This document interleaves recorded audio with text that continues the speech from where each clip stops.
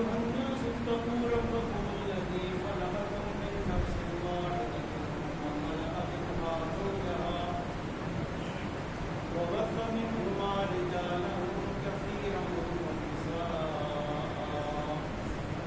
واتقوا الله الذي تساءلون به والأرحام إن الله كان عليكم رقيبا يا أيها الذين آمنوا اتقوا الله وقولوا قولا سديدا يصلح لكم أعمالكم ويغفر لكم ذنوبكم ومن يطع الله ورسوله فقد فاز فوزا عظيما أما بعد فإن خير الحديث كتاب الله وخير الهدي هدي محمد صلى الله عليه وسلم وشر الأمور محدثاتها وكل محدثة بدعة وكل بدعة ضلالة وكل ضلالة في النار. أعوذ بالله السميع العليم من الشيطان الرجيم. بسم الله الرحمن الرحيم. والسابقون الأولون من المهاجرين والأنصار والذين اتبعوهم بإحسان رضي الله عنهم ورضوا عنه وأعد لهم جنات تجري تحتها الأنهار خالدين فيها أبدا ذلك الفوز العظيم. رب اشرح لي صدري ويسر لي أمري واحلل عقدة من لساني يفقهوا قولي.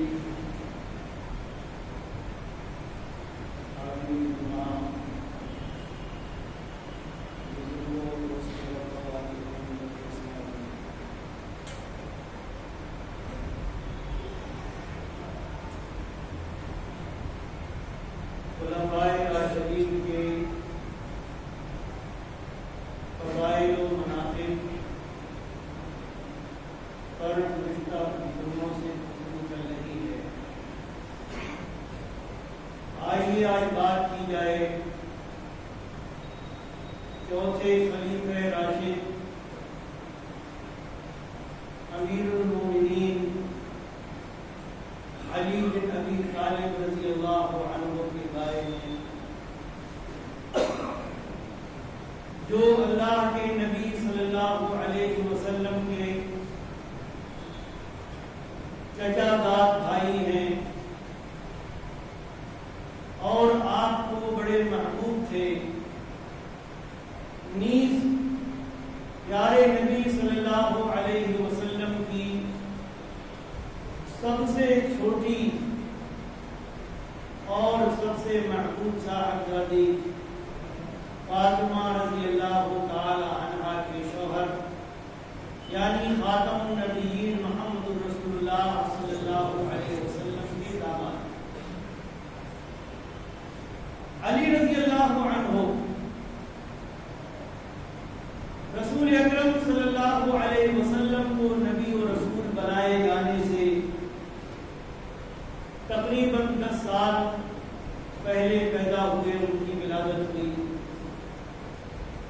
اور جب اللہ کے نبی صلی اللہ علیہ وسلم نبی بنائے گئے، رسول بنائے گئے اور آپ نے لوگوں کے سامنے توحید کی دعوت پیش کی، اپنی نبوت و رسالت کی بات لوگوں کو بتائی، قرآن کی دعوت پیش کی، تو علی رضی اللہ تعالی عنہ جن کی عمر بھی بہت زیادہ نہیں تھی وہ اسلام لے آئے.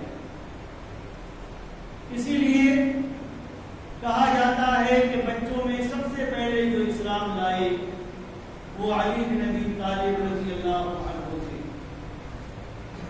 اور پوری زندگی جب تک اللہ کے نبی صلی اللہ علیہ وسلم اس دنیا میں رہے وہ آپ کے ساتھ رہے، آپ کے ہمدرد رہے. صحیح بخاری میں امام بخاری رحمہ اللہ نے نقل کیا ہے کہ اللہ کے نبی صلی اللہ علیہ وسلم کی وفات ہوئی اس حال میں کہ آپ علی رضی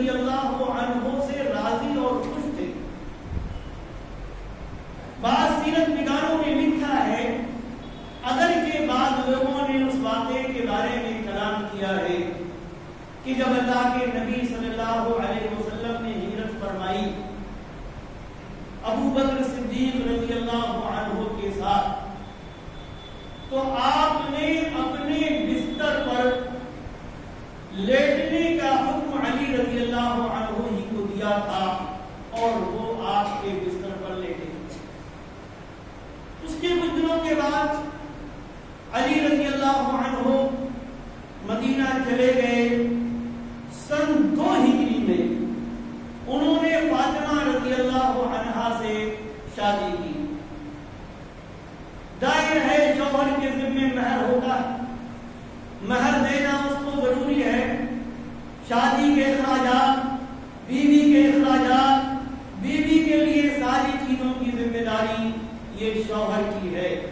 یہ اور بات ہے کہ آج ہم بہت کچھ اپنے دین سے، اسلام سے، اللہ سے اور اللہ کے نبی صلی اللہ علیہ وسلم سے محبت کرتے ہیں، لیکن ہم نے شادی بیاہ کے تک کے اپنے قواعد، اپنے ضوابط، اپنے اصول اور اپنے رسوم و رواج اس طرح سے کر دیے اور بنا لیے جو کسی بھی طریقے سے شریعت اسلامیہ سے میل نہیں کھاتے۔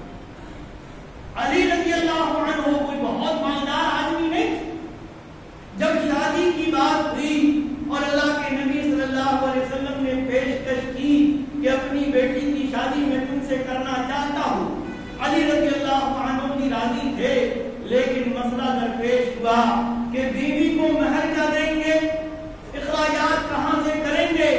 چنانچہ ایک زرہ تھی حضرت علی رضی اللہ عنہ کے پاس، جو زرہ 400 درہم میں عثمان بن عفان رضی اللہ عنہ نے خریدی۔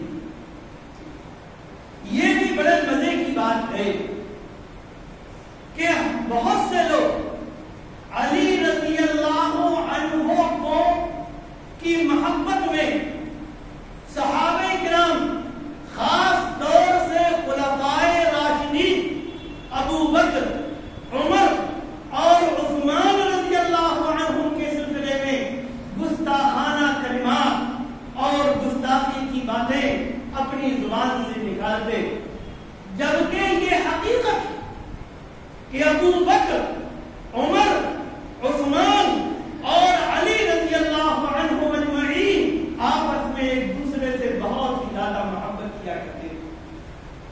جب ابو بکر رضی اللہ عنہ کی خلافت ہوئی تو ان سے بیعت کرنے والوں میں علی بھی آگے آگے تھے۔ انہوں نے عمر کی خلافت کو تسلیم کیا، انہوں نے عثمان بن عفان کی خلافت کو تسلیم کیا، اور تینوں خلفاء کے مشیر رہے، تینوں سے محبت کرتے تھے۔ اور ایک مرتبہ 2-3 جمعے پہلے میں نے آپ سے ذکر کیا کہ عبداللہ بن عباس رضی اللہ عنہ کہتے ہیں کہ جب عمر بن خطاب رضی اللہ عنہ کی وفات ہوئی، ان کا جنازہ رکھا ہوا تھا، تو کوئی شخص آیا میرے پیچھے، تو اس نے میرے کندھے پر ہاتھ رکھ لیا اور عمر کو مخاطب کرتے ہوئے کہا ان کے جنازے کہ آپ کے علاوہ کوئی ایسا نہیں کہ میں جس کے جیسے ہونے کی تمنا کر سکوں، اور آپ اس دنیا سے گئے اس حال میں کہ اللہ اور اس کے رسول آپ سے راضی۔ بے شمار مواقع پر میں نے سنا کہ میں آیا، ابو بکر آئے، عمر آئے، میں نکلا، ابو بکر نکلے، عمر نکلے، میں گیا، ابو بکر گئے، عمر گئے۔ کہتے ہیں جب میں نے پیچھے مڑ کر دیکھا تو علی بن ابی طالب رضی اللہ تعالیٰ عنہ، تو جو زرہ علی رضی اللہ عنہ کے پاس تھی وہ 400 درہم میں خریدی عثمان بن عفان رضی اللہ عنہ، اور خریدنے کے بعد پیسے دیے 400 درہم، اور پیسے دینے کے بعد وہ زرہ بھی ان کو دے دی، زرہ بھی ان کو دے دی عثمان رضی اللہ عنہ۔ شادی ہو گئی اور بڑی ہی خوشگوار زندگی انہوں نے گزاری پیارے نبی صلی اللہ علیہ وسلم کی لاڈلی بیٹی حضرت فاطمہ رضی اللہ تعالی عنہا کے ساتھ۔ ظاہر ہے کہ یہ وہ گھرانہ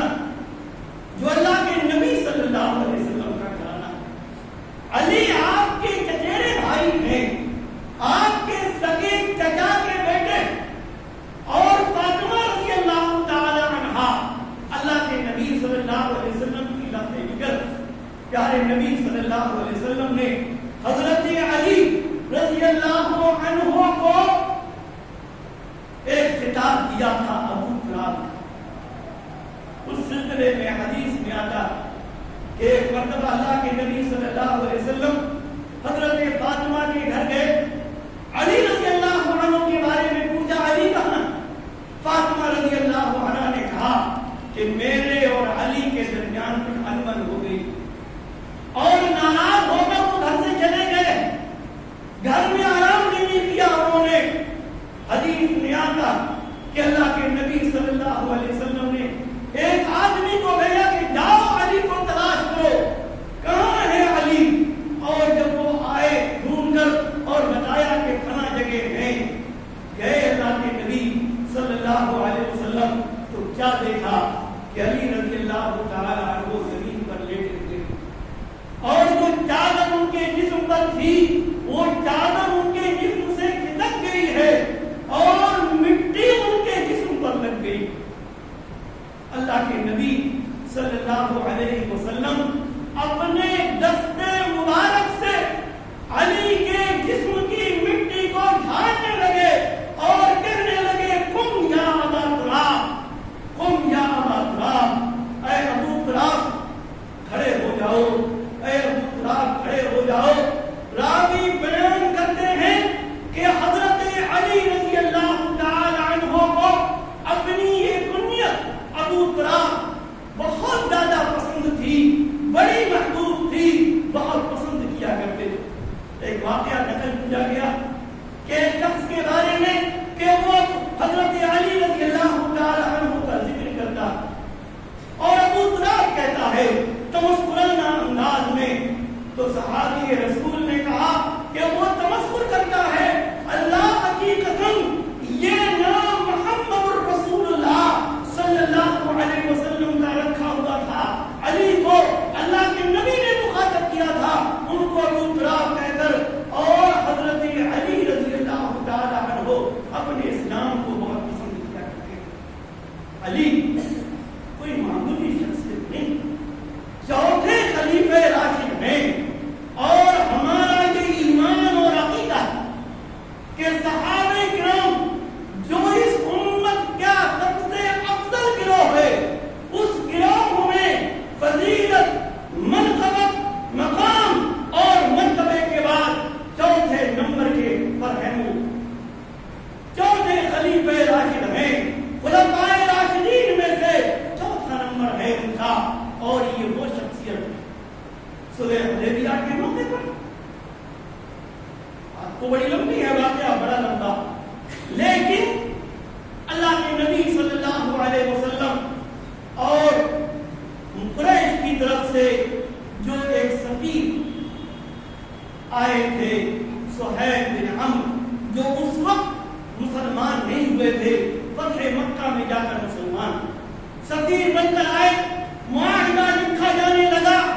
اللہ کے نبی صلی اللہ علیہ وسلم نے فرمایا لکھو بسم اللہ الرحمن الرحیم. سہیل بن عمرو نے کہا کہ ہم نہیں جانتے کہ رحمان کون ہے, رحیم کون ہے. جو لکھا جاتا تھا بسم اللہ ویسے ہی لکھو, اور جانتے ہیں معاہدہ کون لکھ رہا تھا, معاہدے کی شکیں کون لکھ رہا تھا, معاہدے کی شکیں اور معاہدہ لکھ رہے تھے پیارے نبی صلی اللہ علیہ وسلم کے چچیرے بھائی حضرت علی بن ابی طالب رضی اللہ تعالی. آپ نے فرمایا ٹھیک ہے یہی لکھ دو. اس کے بعد آپ نے فرمایا لکھو من محمد رسول اللہ. سہیل نے پھر اعتراض کیا, کہا اگر آپ کو ہم اللہ کا رسول مانتے تو یہ نوبت ہی نہیں آتی جو اس وقت ہم اور آپ میں تنی ہوئی ہے. ہم آپ کو مکہ میں جانے سے روک رہے ہیں, خانہ کعبہ کا طواف کرنے سے روک رہے ہیں. اگر رسول اللہ مانتے تو ہم آپ کو روکتے ہی نہیں, ہم آپ کو اللہ کا رسول مانتے ہی نہیں ہیں, بلکہ لکھا ہی آپ محمد بن عبداللہ. آپ نے فرمایا میں محمد بن عبداللہ بھی ہوں اور میں محمد رسول اللہ. یہ اور بات ہے کہ تم جھٹلا رہے ہو, تم میری رسالت کو تسلیم نہیں کر رہے ہو.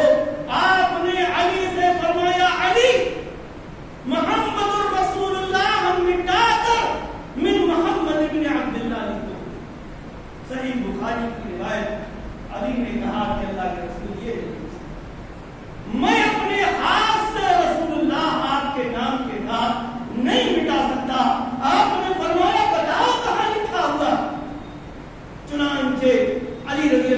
عنہ نے بتایا آپ کو اور آپ نے وہ مٹھایا اور لکھوایا کہ محمد بن عبداللہ. علی کی کسی اس معاہدے کو لکھنے کا شرف آیا پیارے نبی صلی اللہ علیہ وسلم نے وہ لکھا اور اسی میں طے ہوا کہ آپ اس سال مکہ نہیں آئیں گے, جائیں اگلے سال آئیں, اگلے سال خانے کعبہ کا طواف کریں. جب آپ اگلے سال گئے اور جب آپ واپس ہونے لگے مکہ سے تو حضرت حمزہ رضی اللہ تعالی عنہ جو آپ کے چچا تھے, جلیل القدر صحابی تھے, غزوہ احد میں شہید کر دیے گئے, ان کی چھوٹی سی بچی یا امی یا امی اے چچا کہتی ہوئی آپ کے پیچھے دوڑتی چلی. حضرت علی رضی اللہ تعالی عنہ اس بچی کو گود میں اٹھا لیا اور فاطمہ رضی اللہ عنہا سے کہا کہ یہ تمہاری رشتہ دار, اس کو تم لے لو. چنانچہ علی چاہتے تھے کہ میرے چچا کی بیٹی ہے, میری چچا داد بہن ہے, اس لیے میں اس کو لوں اور اس کی حفاظت کروں. حضرت جعفر بن ابی طالب رضی اللہ تعالی عنہ جو علی رضی اللہ عنہ کے بھائی تھے وہ بھی آگے, انہوں نے کہا نہیں, اس بچی کا دادا حقدار میں ہوں کیونکہ اس کی خالہ میرے گھر میں ہے, میری زوجیت میں ہے, میرے نکاح. اسی موقع پر ایک تیسرے صحابی بھی آگے, حضرت زید بن حارثہ رضی اللہ تعالی عنہ, انہوں نے کہا اس بچی کو میں لوں گا کیونکہ حمزہ میرے بھائی تھے. اور بھائیوں نے اس لیے کہا کہ جب ہجرت ہوئی تھی تو اللہ کے نبی صلی اللہ علیہ وسلم نے حضرت حمزہ اور حضرت زید بن حارثہ رضی اللہ عنہما کے درمیان مواقعات اور بھائی چارہ کرایا. تینوں نے اپنا اپنا دعویٰ پیش کیا. اللہ کے نبی صلی اللہ علیہ وسلم نے فیصلہ کیا حضرت جعفر کے لیے. کیوں؟ اس لیے کہ آپ نے فرمایا کہ خالہ ماں کے مرتبے میں ہوتی, ماں کے درجے میں ہوتی ہے. جس طریقے سے ایک بچے کی ناز برداری, اس کی پرورش اس کی ماں کرتی ہے, اسی طریقے سے اس ماں کی بہن یعنی بچے کی خالہ کر سکتی ہے. آپ نے حضرت جعفر کے لیے فیصلہ کر دیا کہ یہ بچی حضرت جعفر رضی اللہ عنہ کے پاس ہے. اور علی اور حضرت زید رضی اللہ عنہما کی دلجوئی فرمائی. علی سے فرمایا, صحیح بخاری کی روایت, فرمایا انت منی وانا منکا, علی میں تم سے ہوں تم مجھ سے ہو, یعنی ہم دونوں کو ایک ہی باپ دادے کی اولاد, دونوں ایک ہی دادا کی اولاد ہیں. تم میرے چچیرے بھائی ہو. اور حضرت زید بن حارثہ سے فرمایا کہ انت اخونا و مولانا, تم ہمارے بھائی ہو, تم ہمارے آزاد کردہ غلام ہو, تمہارا ہم سے رشتہ ہے اس آزادی کا جو ہم نے تم کو آزاد کیا, تم ہمارے اسلامی بھائی. تو علی سے فرمایا انت منی وانا, تمہارا اور میرا تو ایک ہی رشتہ, ایک ہی دادا کی دونوں اولاد, اور یہ علی ہی ہیں. غزوہ خیبر کا موقع, اللہ کے نبی صلی اللہ علیہ وسلم خیبر فتح کرنے گئے ہوئے کئی دن تک گئے. آپ نے ایک دن فرمایا کہ صبح کو میں جھنڈا اس شخص کو دوں گا جس کے ہاتھ پر اللہ تبارک و تعالی فتح نصیب فرمائے گا. اور ساتھ ہی فرمایا اللہ اور اس کے رسول اس سے محبت کرتے ہیں, یا فرمایا وہ اللہ اور اس کے رسول سے محبت کرتا ہے. حدیث میں آتا ہے ہر آدمی چاہتا تھا کہ کاش یہ شرف, یہ مقام اور یہ مرتبہ میرے حصے میں آئے. لوگوں نے رات اسی انتظار میں گزار دی, یہی سوچتے ہوئے گزار دی کہ جائے صبح جھنڈا مجھے دیا جائے. فجر کی نماز ہوئی, صلاۃ فجر کے بعد خاتم النبیین محمد رسول اللہ صلی اللہ علیہ وسلم نے فرمایا علی کہاں ہے علی؟ لوگوں نے کہا کہ اللہ کے نبی کی آنکھیں آئی ہوئی ہیں, ان کی آنکھیں دکھ رہی ہیں, اس لیے وہ نماز میں بھی نہیں آ سکے. آپ نے فرمایا بلاؤ اس کو. چنانچہ علی کو بلایا گیا رضی اللہ عنہ. اور حدیث میں آتا ہے کہ آپ نے اپنا لعاب مبارک ان کی آنکھوں میں لگایا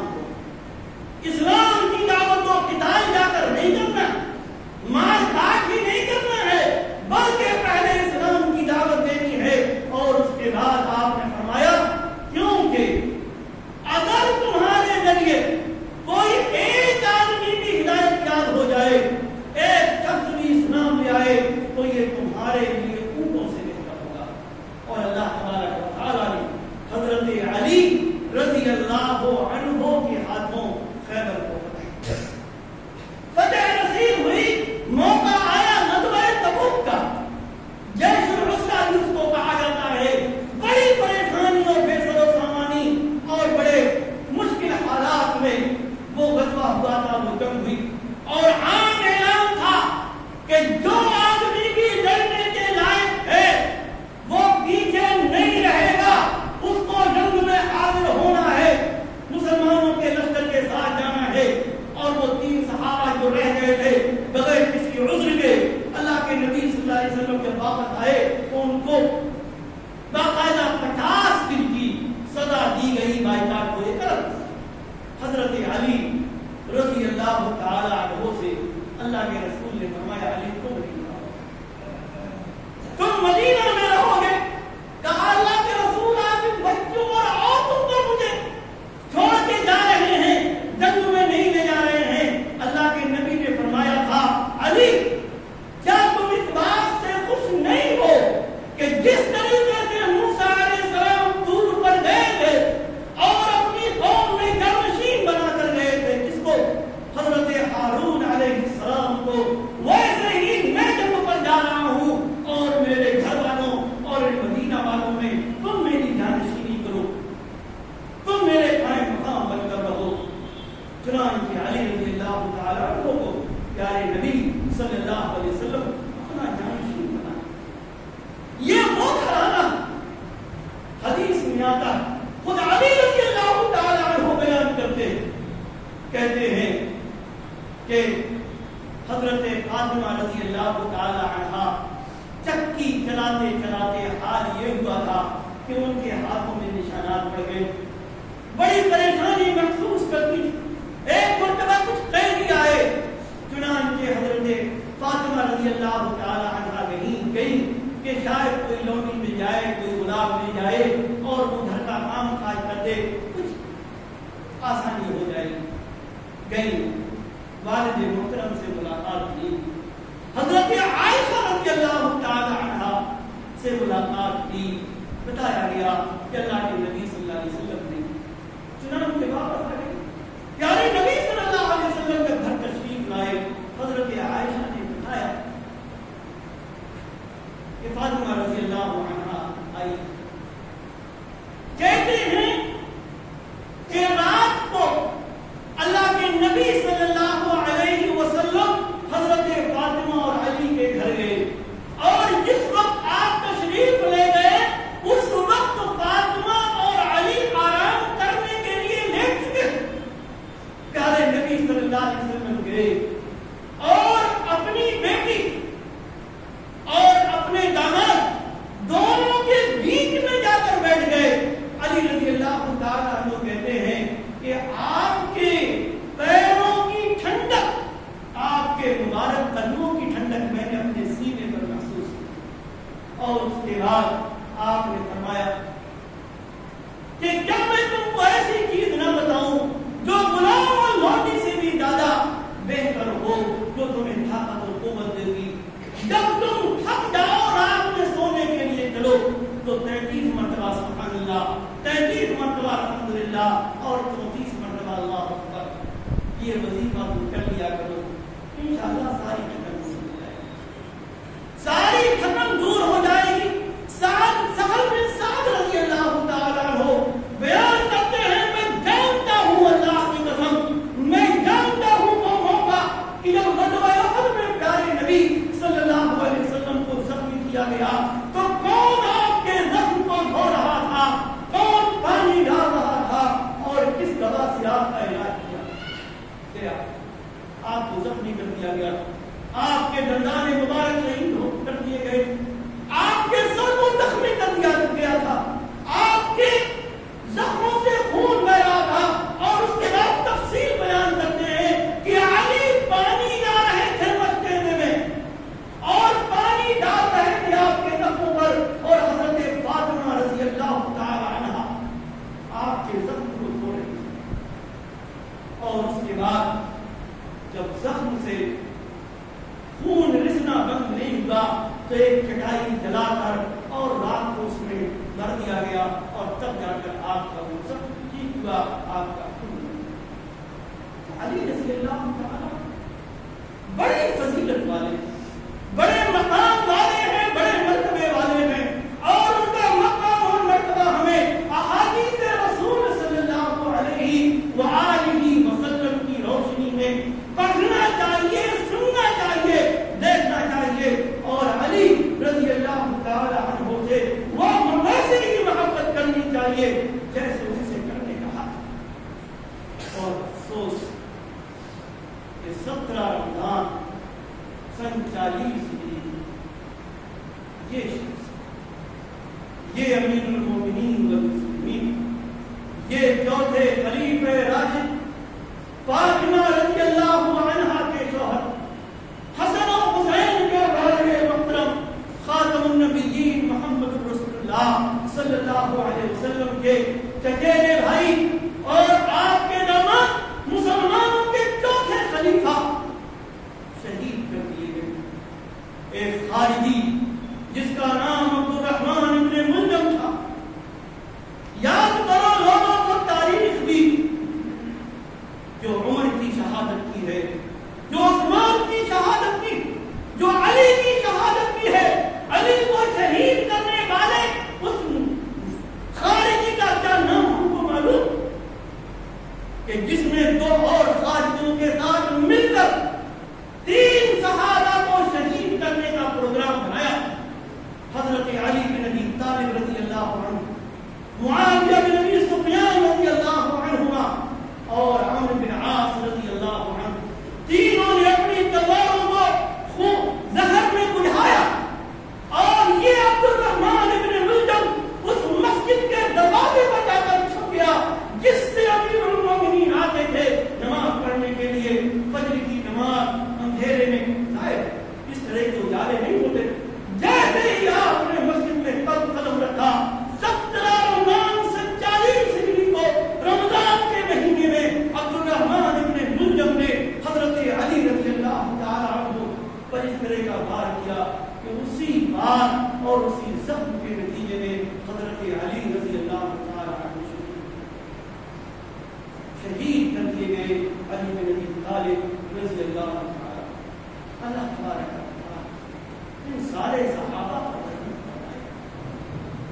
رب کائنات نے ان سے جو وعدہ فرمایا ہے، اللہ جنت 10 مبشرہ علی بھی ہے، جن 10 لوگوں کو پیارے نبی صلی اللہ علیہ وسلم نے ایک کا جنت کی بشارت دی تھی کہ ابو بکر فی الجنہ وعمر فی الجنہ وعثمان فی الجنہ، چوتھے نمبر پر آپ نے فرمایا تھا وعلی فی الجنہ۔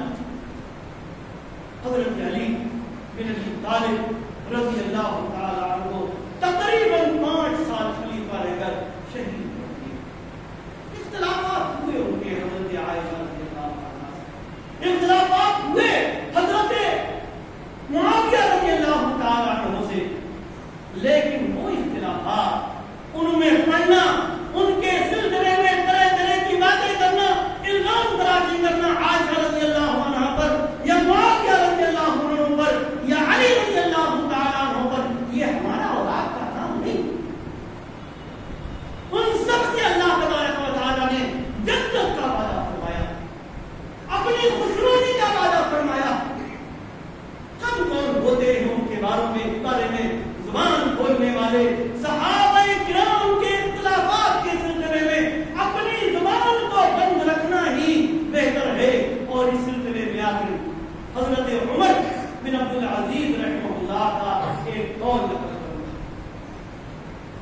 ابن تیمیہ رحمہ اللہ منہاج السنہ، حضرت عمر بن عبد العزیز رحمہ اللہ کا ایک قول نقل کیا صحابہ کرام کے بارے میں کہ یہ وہ ہیں کہ جن کے خون کو اللہ تعالی نے میرے ہاتھ سے محفوظ رکھا، یعنی میں ان کے خون میں شامل نہیں، میں ان کے گھروں میں شامل نہیں، تو پھر میں اپنی زبان کو ان کی برائیوں سے آلودہ کیوں کروں، اپنی زبان کو میں خراب کیوں کروں؟ جب اللہ نے میرے ہاتھ کو بچا دیا ہے تو میں اپنی زبان کو بھی صحابہ کرام کے سلسلے میں اس طرح کی باتیں کرنے سے بچوں اور پرہیز کروں، اور وہ منافق، وہ فضائل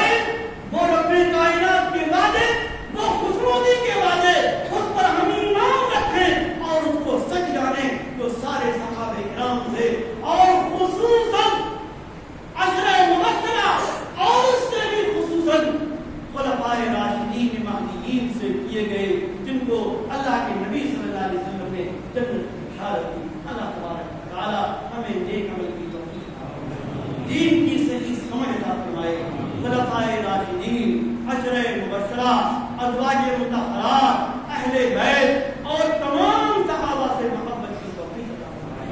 رب کائنات ہمیں خیر کے ساتھ دنیا میں رکھے اور خیر کے ساتھ ہمارا خاتمہ فرمائے. ایمان اور صحابہ کرام کی محبت پر ہمیں زندہ رکھے اور اسی پر ہمارا خاتمہ فرمائے. آمین. بارک اللہ لنا ولکم فی القرآن العظیم ونفعنی وإیاکم بالآیات والذکر الحکیم. انہ تعالی جواد کریم ملک